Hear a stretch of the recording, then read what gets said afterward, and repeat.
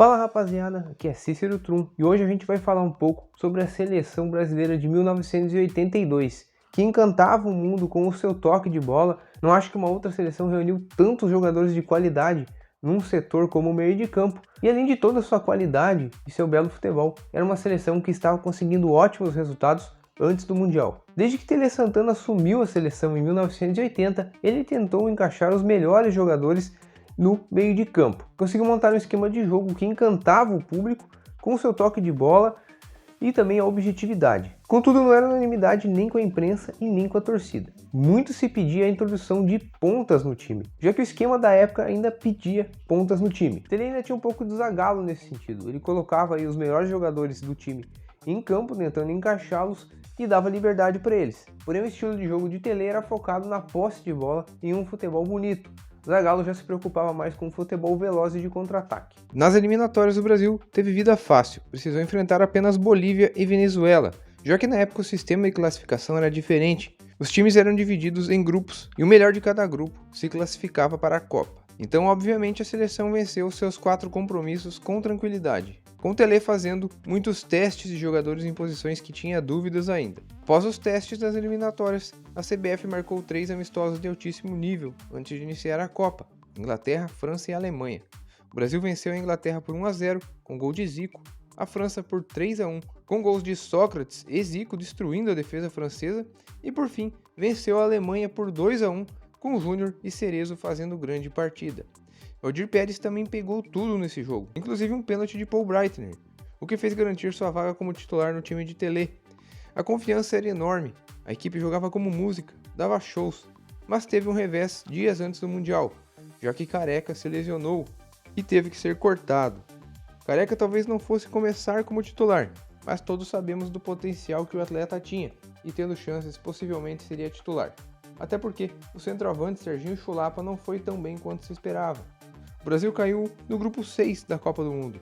Não era um grupo fácil, tinha 2 fortes adversários europeus, a União Soviética de Oleg Blokhin e a Escócia de Gordon Strachan e Dalglish. Somente a Nova Zelândia era um adversário considerado fácil, o que acabou se confirmando, já que apanhou de 5 da Escócia, de 4 do Brasil e de 3 da União Soviética. Contra a União Soviética, o Brasil penou, saiu atrás do marcador e conseguiu a virada somente aos 43 do segundo tempo com Éder. Diante da Escócia, novamente o Brasil saiu atrás do placar, mas dessa vez reagiu rápido com Zico, Oscar, Éder e Falcão, fez 4-1 e garantiu a melhor campanha da primeira fase. Na segunda fase, dividiu o grupo com Argentina e Itália. Inclusive, a Azurra teve a pior campanha dentre todos os classificados da primeira fase, ficando em segundo em seu grupo e empatando as 3 partidas que disputou. Porém, os italianos acordaram na competição após vencer a Argentina por 2-1. Os hermanos foram os adversários do Brasil na sequência e a sede de vingança da seleção brasileira era grande, tendo em vista que em 78 ficou uma grande mágoa por conta da sacanagem que houve no jogo entre Peru e Argentina, que acabou eliminando o Brasil da competição. Com gols de Zico, Chulapa e Júnior, o Brasil deu show, fez 3-0. No finalzinho da partida ainda Ramon Dias descontou e o Brasil mandou os hermanos para casa mais cedo.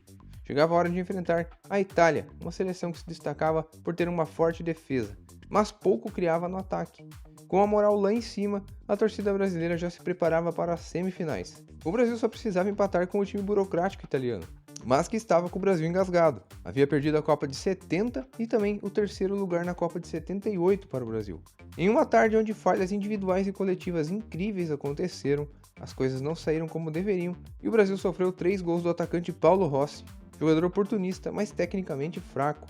A torcida presente ficou incrédula após o final do jogo, com aquela seleção encantadora sendo eliminada, e o episódio ficou conhecido como a tragédia de Sarriá, já que Sarriá era o nome do estádio onde a partida ocorreu, o antigo estádio do Espanyol de Barcelona.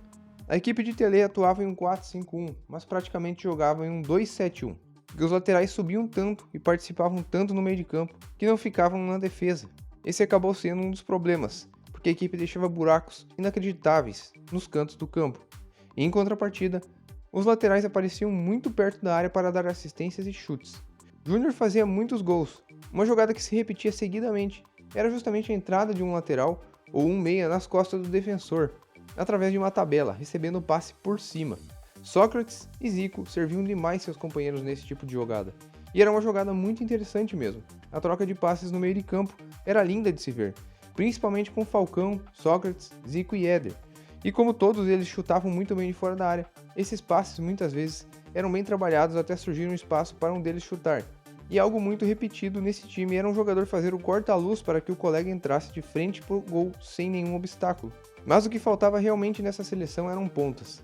E não era culpa de Tele. O país tinha jogadores geniais, mas eles eram meias ou centroavantes. Faltavam opções nas pontas. Infelizmente, os times brasileiros eram também em parte culpados por não estarem jogando com pontas. A base da seleção era Flamengo, São Paulo e Atlético Mineiro, e todos eles atuavam em 4-4-2 sem pontas. O time de 82 contava com Valdir Pérez no gol, um goleiro de grande história no São Paulo, era o atleta mais velho da seleção com 31 anos. Apesar de sempre se mostrar um goleiro seguro, Valdir não me agradava muito. Nas goleiras é realmente uma posição que o treinador precisava confiar e Tele tinha plena confiança nele. Ao meu ver, cometeu muitas falhas e até posso citar como exemplo aqui o mau posicionamento em alguns gols sofridos na Copa. O primeiro gol que o Brasil sofreu na competição contra a União Soviética, não há nem o que falar, foi um dos maiores frangos da história das Copas. Ali ele já devia ter perdido a titularidade. Contra a Argentina, Ramon Dias fez um golaço, mas reparem como o Valdir estava muito adiantado. No segundo gol de Paulo Rossi, ele deixou um canto inteiro aberto para o atacante, fechando muito mal o espaço. Paulo Rossi era tão ruim que ainda finalizou em cima de Pérez. Portanto, se estivesse bem posicionado, teria pego tranquilamente. Os goleiros reservas, Carlos Galo e Paulo Sérgio, eram melhores do que Valdir, na minha opinião. Mas o melhor goleiro brasileiro, de maneira disparada, era Emerson Leão, que não foi convocado. Como todo grande time deve começar com um grande goleiro, já encontramos uma falha grande aí. Valdir podia ser da confiança de Tele, mas possivelmente não passava confiança ao time. Leandro era o lateral direito, um dos maiores jogadores da história do Brasil, nessa posição, um lateral completo que sabia atacar, defender, cruzar, finalizar, enfim, completo mesmo. Porém, como era lhe solicitado, subia muito por seu setor e acabava deixando espaços demais. Mas, menos do que Júnior, que jogava pela lateral esquerda e devido ao seu enorme talento para jogar também como meio-campista, acabava muitas vezes atuando mais pelo meio do que pela lateral. Sua participação era extremamente importante na criação de jogadas. Júnior aparecia frequentemente cortando para o meio, dando arrancadas e chutes de muita qualidade. Mas o lado esquerdo era o maior problema defensivo dessa seleção. A defesa tinha Oscar, zagueiro de grande força física e que colocava respeito em campo. Era técnico, tinha um tempo de bola ótimo, no jogo aéreo principalmente, e marcou época jogando no São Paulo. Foi titular também na Copa de 78 e integrou o grupo de 86. O outro zagueiro era ainda melhor ao meu ver, Luizinho, um dos maiores ídolos da história do Atlético Mineiro. Tinha muita técnica, sabia sair jogando com muita qualidade, dono de um grande passe também. Não era muito alto, mas tinha uma impulsão incrível. Fez o possível no jogo contra a Itália, evitou muitos contra-ataques, acho até que foi um dos melhores em campo. Toninho Cerezo era o primeiro volante do time, e aí já percebemos que a equipe não tinha aquele volante exclusivo de marcação, já que Cerezo sempre foi um segundo volante ou até meia central. Sabia marcar, é claro, mas seu ponto forte era realmente a chegada como elemento surpresa e a criação de jogadas. Cerezo foi um jogador espetacular, um vencedor por onde passou, mas foi mal ao meu ver na Copa de 82, até porque jogou fora de sua posição. Cometeu erros e não rendeu o que podia. Falcão era o volante que aparecia mais à frente para finalizar, fazendo exatamente o que sempre fez, já que era um volante completo e tinha uma chegada fatal com seus chutes de fora da área. Estava voando na Roma e foi muito bem na Copa, mas como quase todo o time não viveu seus melhores dias contra a Itália. Mesmo fazendo o segundo gol do time, deu umas vaciladas no posicionamento no meio de campo, defensivamente. Sócrates fazia uma espécie de meia-direita, e ao meu ver ele rendia mais atuando como um camisa 10 ou segundo volante. Mas acredito que Tele posicionou bem ele na posição de meia, caindo mais pela direita. Tanto é que fez uma ótima Copa. Era um jogador completo, forte fisicamente, habilidoso e que finalizava bem. A dupla com Zico, na criação de jogadas deu muito certo.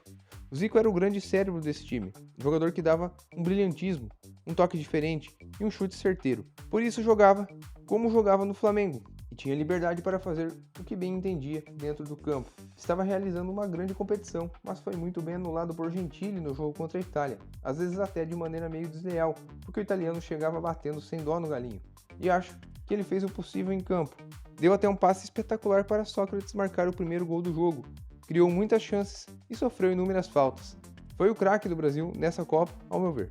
Éder atuava mais pelo setor esquerdo, mas mais perto da área que os outros meias, fazendo quase uma função de segundo atacante. Tinha um chute fantástico com sua perna esquerda, ótimo passe e era muito perigoso também nas bolas paradas.